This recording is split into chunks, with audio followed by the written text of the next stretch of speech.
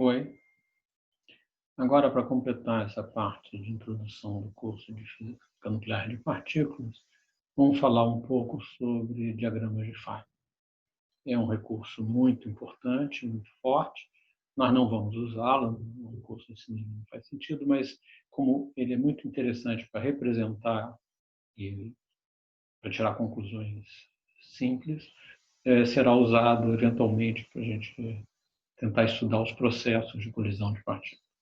Então, vamos ver algumas peculiaridades, algumas características dessa ferramenta. Então, são algumas noções muito básicas sobre o diagrama de Feynman. A descrição quântica de uma interação, eu representando a interação aqui, imagina que dois elétrons, esses dois elétrons, eles andam no tempo, o tempo está nessa direção, eles trocam um fóton, é o quanto da interação eletromagnética, e isso altera o momento desse elétron, o momento desse elétron. Então, aqui eu tenho um elétron inicial, estado final dele, emitiu um fóton, o outro elétron, estado inicial, estado final, emitiu um fóton.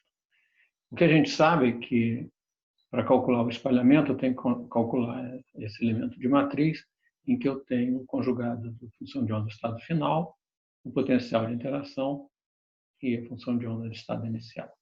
Inicialmente, vamos preocupar só com o vértice, ou seja, o que está aqui do lado.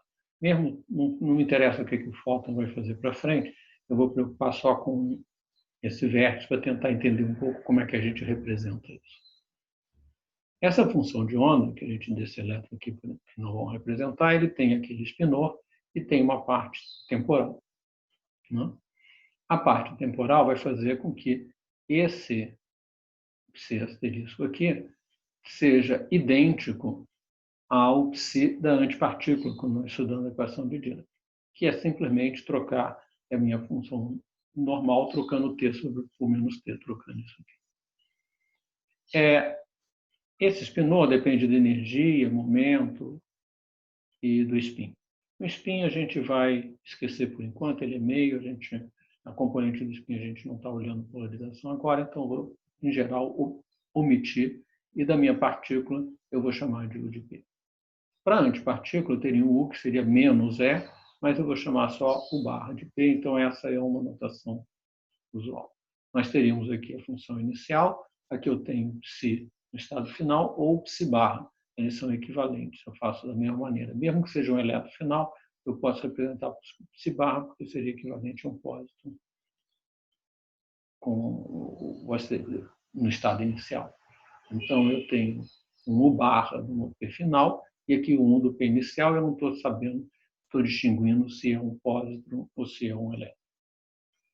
Então, essa característica matemática permite a gente definir algumas regras para um diagrama de Feynman. Eu vou chamar de U de P sempre o estado inicial de um férmio, ou seja, um férmio que está chegando no ponto de interação. Eu vou chamar de U barra o estado final do férmio, o férmio que está saindo do ponto de interação. Quando eu tiver um antiférmio, o antiférmio chegando, em geral vou botar uma cor diferente, se eu quiser representar, mas o importante é que a seta vai estar ao contrário, ele é equivalente a um férmio entrando, então ele vai ser um barra. E um antiférmio saindo, que teria a seta ao contrário aqui, ele é equivalente a um férmio entrando, vai ser 1. E o fóton? O fóton tem um propagador que é 1 sobre a energia dele é igual ao momento dele. Né? Isso aqui se aprenderam em eletromagnetismo. E o vértice da interação tem a intensidade da interação. A intensidade é essencialmente a carga elétrica, no caso da interação eletromagnética, com o γ-mi, que é o que vem da equação de Dirac. Então, essas aqui são as regras básicas de Feynman. Então, o que a gente vai fazer? Estudar se é um espalhamento ou aniquilação. O que isso quer dizer? Se eu olho esse tempo aqui, eu tenho um elétron emitir um fóton, e por causa da emissão do fóton, ele foi para o estado final. Então, o meu elemento de matriz vai ser a função do elétron no estado inicial, o potencial de interação, que traduz essa emissão do GLUON, e o meu elétron no estado final. Mas se eu representar a mesma coisa com o meu eixo tempo não em pé, mas deitado, Aí, se ele o deixa deitado, isso aqui eu tenho um elétron chegando no ponto de interação e aqui eu tenho um pósitron chegando no ponto de interação. Eles interagem e vão emitir um fóton. Isso aqui é uma aniquilação elétron-fóton. Como é que eu represento isso? O elétron chegando no ponto de interação é o U de E. O pósitron chegando no ponto de interação é um barra de o U de PE, é o barra de PP, ou seja, momento do elétron, momento do pósitron. E a interação é a interação de um elétron com pósitron, a carga é a mesma, não há muito diferença, é a mesma coisa.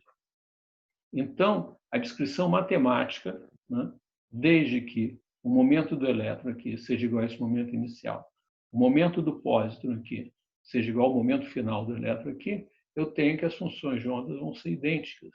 E eu, matematicamente, não sei distinguir os dois. Ou seja, é o mesmo processo físico. Estudar uma emissão do fóton, uma emissão de um fóton, uma aniquilação num par elétron-pósitron dando um fóton, representa a mesma conta. É o mesmo processo físico. Vamos agora olhar um pouco as colisões. Lembrando que eu tenho sempre que calcular a matriz. O elemento de matriz é C asterisco V psi. Então, está aqui passando o tempo, aquele gráfico que eu botei no início, vem um elétron, emite o fóton, o outro elétron absorve esse fóton, isso muda o estado final dos dois elementos. Como é que a gente representaria isso usando o elemento de matriz, usando esse conceito que nós vimos agora, acabamos de ver naquelas regras de Fábio. Eu tenho aqui a função de onda chegando, tá? Que é o P1, é a função de onda com o P1. Eu tenho a interação, eu tenho o barra saindo, aqui o meu propagador do fóton, eu tenho o meu elétron chegando com P3, a interação, o elétron saindo. O que acontece na aniquilação ou criação de pares? O tempo é o contrário, então eu tenho um elétron e um pósitron que se aniquilam, eu tenho um gama e depois um elétron e um pósitron que são emitidos. Esse elétron aqui é igualzinho a esse elétron aqui. É um elétron chegando na interação. Aqui eu tenho um elétron saindo da interação e aqui eu tenho um pósitron chegando na interação. Então, a minha descrição é semelhante. O fóton vai carregar o momento dele. Aqui eu tenho um elétron chegando na interação, aqui eu tenho um pósitron saindo da interação. Então, é a mesma descrição. Aqui eu tenho um elétron saindo da interação, aqui um elétron saindo da interação. Então, matematicamente, aqui, na aniquilação e criação de par, eu tenho o mesmo processo matemático que eu teria aqui quando eu tenho espalhamento de dois elétrons. Então, calcular aniquilação e criação de pares ou calcular espalhamento de elétron implica fazer o mesmo tipo de conta. Uma vez dito isso, nesse processo aqui, na hora que eu aniquilo, esse fóton não precisa dar origem a um par elétron-pósitron. Ele pode dar origem a um par muon-antimuon. E é um processo que eu vou criar da mesma maneira. Bom, nessa nossa disciplina vai interessar basicamente só pictoricamente para representar as interações, mas é uma grande ferramenta e quem for adiante trabalhar em partículas vai usar muito os diagramas de Fábio. Bom, então era isso que eu tinha que apresentar para vocês, o que são os diagramas de Fábio.